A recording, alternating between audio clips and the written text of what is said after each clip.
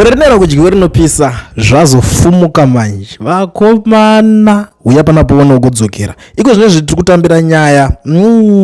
President Mnangagwa has promoted his son Sean Mnangagwa from the rank of major to lieutenant colonel, the 6th highest rank in the Zimbabwean National Army. Patinosara unosvika ku 2030 ka. I will be very honest with you. Mukomana anenge apadhuze. Patinosvika kuzonzi taku 2030 anenge adarika maranks akawanda ipapa.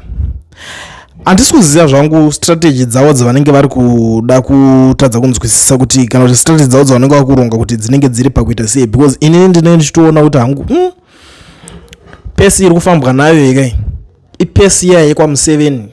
Kwanotarisa if you go to Uganda right now, Museveni ndiye anenge ari panyanga, mwana wake ndiye ichi ari kuma generals. Kuda kuti masimba acho Museveni nemwana wake ndo vakabata. Obviously anogara angori loyal kuna mudhara wake, and manotes anenge achitora futi kubva kunani, kubva kuna mudhara wacho, zvokuti vakatoda ipapo vanongochinjana kuti Museveni akangonzi anything, if anything happens to Museveni, mwana wacho anongosumuka toti semunhu anenge ane masimba ese munyika utoti ndini ndakutochimhanya izvezvo. Zvinokwanisa kungoitika izvozvo.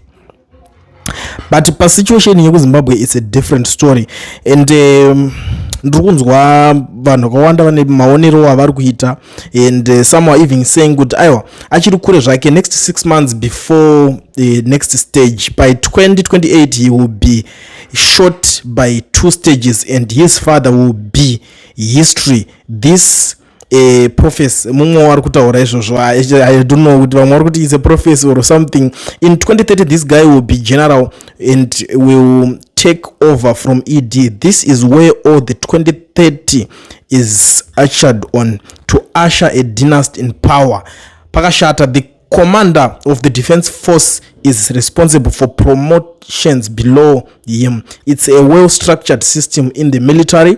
What is said is that Zimbabweans are busy with South African affairs while the country is in dustbin.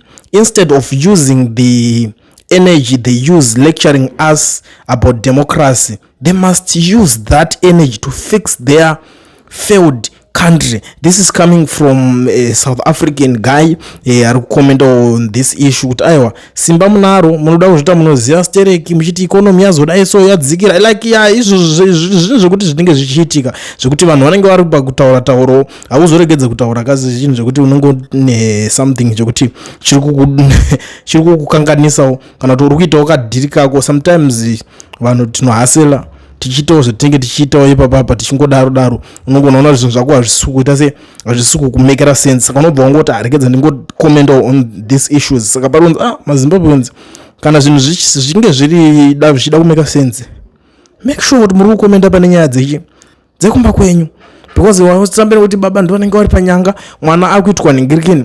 Right, nyaya dziri kuitika pana pamberi yeZimbabwe dzakawandisa, and tikada kukomenta on it zvinoona kuti netsa. But I just want to comment on something, because a lot of people have been asking me now kuti iona iwe ma streets akanyarara, hakuna vanhu ma activists vari kupisa, and zvinhu zvingori down these days. What exactly is going on? And poitwa sei kuti zvinhu zvidzokere pazvanga zvimbori, zvinhu pazvanga zvakumboenda, that momentum yanga yaita se yanga yabuildwa. And some of the guys at any time vari kundibvunza what is going on, takatukana here these days. Auskumbo, you're not bringing up man getting my programs aya waiunza aibatidza momentum aita kuti zvinhu zvinge zvichifamba, zvinhu zvinakidza vanhu vachiona zvaitika. Right, I want to say something bana, but that is not the reason why ndiri kuti ndo takamboita timboisa zvinhu zvese papause kuti titi for now tambomira kuti timboita se titenge tichipromota maactivist aya kuti vambozviita zvinhu zvavo vega. Nyaya yaitika ndeyekuti pamadays aya pamaiona tichiita zvinhu zvaizvo tinenge tichishandisa maresources edu kuita all those things. Some of my activists amunenge muchifarira acho mimi kuti ninge ndomufarira kudai, so unototi uchitaura naye anenge asina kana data rekuti ainge achidingira, but it's something yekuti you can't come public ubva kuti ninge ari kudawo data muisirewo data, hazvimake sense at the end of the day, because munhu anenge achiri kutaura activist munhu tofunga kuti and even tikasava public mwa matoti saka ninge ana dhira anenge achitoshaya data.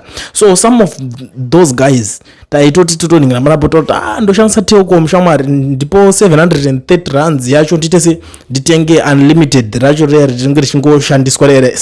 And I used to send kune vamwe vazhinji vandizotaura hangu mazita since zviri zvinhu zvisina kunaka, but I used to send kuti okay ningi ndakusendera nigiriki. That's why maiona kuti vaizobudikira panigiriki zvakanyanyisa, but chinhu chaizodzoka totadza kunzwisisana these guys. I don't know kuti kuva ungrateful here kana kuti zvine kakudherera kana kuti zvine handisingazvinzwisisa kuti chii chainyatsoitika, because after promoting someone, after wamudedza wamupa platform wamugina aita zvinhu zvake wamuindosa everything and we were pushing, munhu akutanga kutaura nezvake mastreets, shoko rasvika kwese kwarinofanira richisvika maangles ese.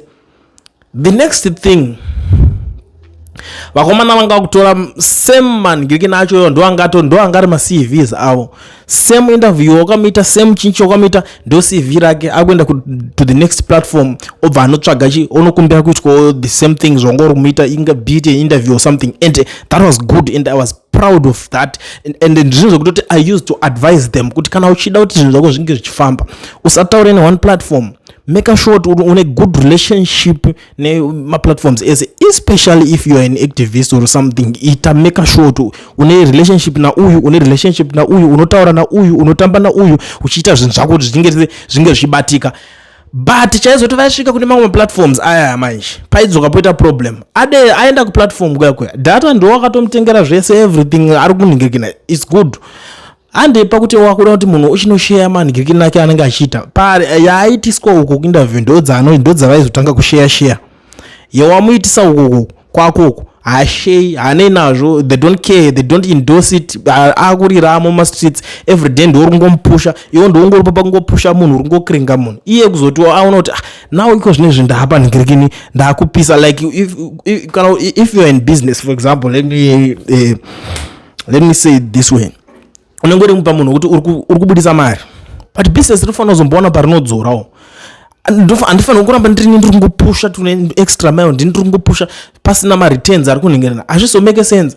Pauri kuenda wakagadzira zita uri kuita anything something chiri kuita chinobatika, just go there wobva waenda wobva unoningirana. Pauri kupusha uyo uri kutoziva kuti it's good to share kuti unenge uchinoningirana zvichifamba ende vamwe vacho vakatanga kutowana mamwe ma relationships ekuti hatina tombobvira takasvika level rema relationships iwayo vakatotanga kunolingana umwana, but vasvika ikoko anotanga kukanganwa, akutanga kungorekomenda vanhu vaya vekuti vakatomuwana through iwe wapedza kupusha zvinhu zvake, ndo vanotanga kutaura nezvavo ivavo, ningi bo ningi totopushirana, but inini everyday ndiripo pakuti ningoningina. Saka zvinhu zvinozoenda mberi zvosvika zvinodhakwa ikoko, nekuti hanzi usakangana kuonenge wabva, zvinhu zvaisvika zvodhakwa ikoko. Koindawo these days why waroningirika because munongozongoda kuvana unongoona kuti mastreets macho wakudzima wakangana ma bridges akakuyambutsa, saka vanobva vangoita ndo ma bend the bridges acho sitova tangosiyanawo nazvo zvekuti isusu gatimbotrya kuona kuti vanhu vatinoshandikana nesuwo zvakanaka vanokwanisa kuti understand nekuti nzwisisa kuti okay this guy from day one anga aripo sponsor with data, help with certain things, with certain connections. Sometimes unotolinkisa vanhu kuti halingana ningi because inini handina any relationship inoenda kumberi especially nema politicians kana kuti zvezvingolinga zvise mdara boy hapana ndachida kuti ndizoya kwauri ndinenyaya ndoda kutaura newe what that's all. Hapana imwe yakanyanya kana either munhu arongokudzawo nyaya background zvatopera zvakadaro, hatisina zviya zvekuti tinozoswera wakaningirana like relationship yavanga vakuzoita kuti vanenge vakuudzana certain things, certain information ma certain levels. Those guys vanodzoka vaenda vanokanganwa vobva vazoonekwa futi ikoko kuti havana deal. After everything warealize kuti uyu haana kana basa, ndo paula uzotraya kudzoka. These days watsamwe, these days hausi kuda kubatikira, these days why usiri kuda kutanga uroda kuti heopa chii chakaitika, chii chiri kunetsa. Saka tinongota kumwana ende munoita zvinhu zvenyu in peace, isusu ndisu kungoningirikina, isusu ndisu kungokuchidzira, hatideserve kuti moto wacho uzobakawo benefitawo isusu, utofanira kungokuchidzirai moenda munopisa ikoko zvobva zvangodaro. Saka takabva tangosiyana nazvo isusu pataitira kuitisai mainterview tichikupushirai maworks every day, they don't even care kuti at least let me forward this thing. Interview yako ungoroshare uningirikine vaibva feel ngamena so ndichimentality chechizimba ichocho saka ndakabva ndangoti ngatimboisa mabreaks ndokuti hatina chatiri kuwana at the end of the day taisawo mabreaks zvinhu zvacho zvanyarara handina ucho ndenge nchibenefitawo pazviri at the end of the day saka takangosiyawo zvakadaro but zvinhu zvokuti unongoita kuti vanhu vangodzidzawo malessons and some of them if you try to confront them kuti ona but umwangu apa ungodiwa mbodaisoka kuti kana kuti ukwanisawo kutitira something like this or chinchiona zvinhu zvako zvakuningirikana unonzwa kuti but ndiri kukupa content. Imagine uchiudzwa nemunhu kuti uri kupa munhu oyo uri kutointroduce pa spotlight ari kutokuudzwa kuti I'm giving you content saka unobva ngoti gara ne content yako I don't want it anymore, go and give it to others. Ponosvika kune vamwe vaya vacho wakaenda remember waishandisa CV rekuti uchitaura mani nangu then ndobva vakukuona kuti ko uyu wacho akuita sei ende isusu at the end of the day atizokwanisa kuramba takabatirira even pane zvinhu zvako zvote takaita some of the interviews tinotanga kudelete one tichibvisa because maani spotlight kudhara moenda ikoko pavanorealize kuti streets acho no one is answering hapana ari kumbokutedzera kana kukutolerate zvauri kuita ndopa zvaibva zvongonodhakwirawo kune vamwe vanhu chaivo vekuti vakaona handichazotaura kuti vakanolinka nani but vakatolinka through maconnections atakatovapo kuti unoda kutoningana naningi yes number dzake uyu ndinadzo ende munolinka. I don't even remember how many people especially vaitozviita vanhu vacho veopposition but havana kana one day vakambobvira vambotaura kana nachamisa havana kana phone number dzake kana ka1 but they used to come vachikumbira ndokumbira phone number dzaningi ndombira phone number dzaningi isu tongoto amuna amtaremeze but tichitoti kamuri padhuze nepadhuze why musiri kuta saka zvinhu zvacho zvakawanda zvinonetsa but kune some of them vekuti vari vanhu vekuti vari grateful kune vanhu vasina mweya wokunyengera like kokuna vanhu vakaita sana Saruwaka was a good guy honestly speaking.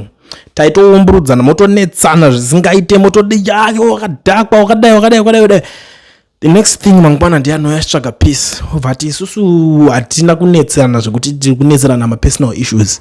Nyaya idzi it's all about the people saka kana zviri about the people imimi ndimaona vacho nema-platforms why can't we join forces ini ndongoone zvandinazvo ndongotaura zvandiri kuningana and those guys I used to call at any given time and vanhu vekuti waita even if you give them an interview or something they share the likes of Traore up to now he is someone wekuti unoona haasi munhu wekuti munhu wefake chese chamuri waiti ukaita ningirikini even waita interview naye he was the first guy to share zvosvika kwese noti vamwe mazita handichadutaura hangu vamwe vacho nekuti vamwe vacho tinochiziva kuti vanhu vanonetsa people are ungrateful out there maZimbabweans that's why saka kuna vanhu vanga vari kundibvunza that question it's been a long time muchindibvunza why zvinhu zvakazodai so why these days why are you ignoring some of the people ndakati no munhu wese ngaaende anogadzira zita rake azviitire zvinhu zvake ega because it looks like maybe isusu we were not doing it the way vanenge vachida kuti zvinge zvichiitwa nezvazvo here kana kuti kudii I don't even understand kuti zvinhu zvacho nezvinge zvichizofamba sei so ndo maitikira akangoita zvinhu zvacho panapa but it's okay takatodzidza kuti okay kana takuzodhilana ningi tinodhilana yekusvika apa nekusvika apa zvaizvo zvokuti tozouya totanga kuti ningi we takuzotengerana data that's why some of them hamuchatombovanzwi kana ka1 not even one why hapana kana nedata racho to communicate hana kana ine ma-connections acho kwaanga kuti takutosvika some of them vanga kutoyava kutotaura zvinhu zvinomake sense shamwari kwazvinzwa zvazodai so zvese zvakazongoenda musango but at the end of the day zvinokosta zvedu zvinokosta tese tine madays ekuti takanetsana nevamwe vanhu zvaitoda kuti pari kudiwa legal team yekuti ibudikire ichinge ichipindira nyaya dzacho tanetsana kwanzwa ndatoti tanetsana you understand what I'm saying pari kutodiwa legal team inenge ichida mari takataura nelegal team ikataura kuti nyaya iyi ndakaitarisa inozofamba nestage yakadai and those guys were the cheapest they were charging something like 120,000 rands ndo yanga iri the cheapest route yavo yekuti kunzwisisa iwo if you give us this amount of money then zvinobva zvaita bo and I was like guys imagine tirikunigirina this iwo ndo wagadzira relationship naningi iwo wakadai and ndakasenda ma-emails machinchi guys please help kana muchikwanisa kuti tikwanise kucover these things hapana kana one akabudikira akatinigirina vane moyo chacho unonzwisisa vakabudikira vakataura kuti shamari shungu tinadzo asi mari hatina. Some of them vaizongotiwo wangu ndandanhikina ndasangana nedambudziko rakadai, wangu ndasangana nedai ndadai so zvongondingina zvakadaro. Saka ndakabva ndaona kuti okay, after everything zvese zvaichiita izvi ukasara une trouble ndeyako iwewe, hakuna anodaira zvimatrouble zvako. That's why ndakazongosiyana nezvinhu zvakaita sei zvimwe zvese zvakawanda. I hope mapindurika ipapa bhozi hatingazorambe tichingoudzana nyaya 1 kuti zvanga zviri kufamba sei, but ndangoti nhasika zviri right kuti tiudzane chokwadi, tiudzane fair. Zvinani kuti munhu kana katokuvenga handisi kutaura mazita, but they know and I understand some of them data chero ravana rekuti vange vachikwanisa kuwana this response from me, but I understand kuti kune vamwe vanenge vari padhuze navo vachavaudza chokwadi kuti maitiro maita anga asiri right. Some of those guys chavasingazive nchekuti vamwe vacho votoenda kune mamwe platforms akutosvika akutotanga kutokunyeya ningi zvikazodai vanozonetsa kuti anozodai, and I was like okay, I was not trying to own anyone. Ndaingoti mwana umwe ngazviitire zvinhu zvake, and I was the first person kutotanga kutongobadza vanhu aiwa ita kudai so kuti aiwa ndida kungodhilaiwo newe chete. No, it's not good, because out there kuna munhu kuti they don't listen to me, they don't care about kuti chi, but ukaenda kuna someone kuna munhu anokwanisa kumuteerera vari kuti vaita se vamujaira ende zvakatotanga kutovafambira mushe. But to my surprise munhu anosvika kutokudhiga kuna vamwe vacho, even kune mamwe politicians. I don't care, I don't belong to any political party, handiite zvemapoliticians, handinde basa rechinawo. Ndingadhila navanhu vanonyeba ukabhelieve kuti any politician anotaura chokwadi iwewe ukuzvibvuma iwe ukunzi politician ndingi anotaura chokwadi. Zvakafanana nengobvuma kuti maprostitutes achiri mavirgins. That's the same thing zvekungobhelieve zvemapoliticians. Saka ndipo ndakabva ndangozviti guys, from today onwards mabreak. So timu rangu rakatozviziva zvemabreaks and we are good. Hatina machallenges mamwe atichiri kufesa pane anything. Takutoziva tikafesa nemamwe machallenges takutoziva route yekutora than kungokomberedzwa nemazuva vanhu vakawanda and taigara tiri pamaburnouts kumhanya zvakadarikidza kwataiita because of those guys, because some of them vanenge vachitonzi tikuda nhinga ari kutaura kuti chiko tipo ingirikini yekuti tikwanise kusvika pane munhu iyeye. And I was like no man, I can't do that. Zive I communicate with that guy through chakati, through email, tipe email yacho, and I used to ignore a lot of nigirigeni. Why? Because I know azvinzwa haro ashande zvidaro. After protecting one, you say oh you get in trouble because of those people, because of try to protect one utati msanetsa and zive ita nigirigeni renyu ubonzi yoti ndu uchaudza vamwe. Some of the people were even shocked kuti saka ngochinzwa mbani wavo ngochiningina ngochirwa maburnouts wa manyachi. What it was because ndikunzi wewe tudze kuti ninga ari kuningina papi, but vanhu vacho vese at the end of the day vane prize vanokubhadhara nayo. I think ndataura pachikuru ndaonanga munhu handina munhu ndaningirikina ngatiisire panapa nyaya yacho. For now let it be known kuti Sean Mnangagwa apromotwa, ndo zvandangoti vanhu mungoziva.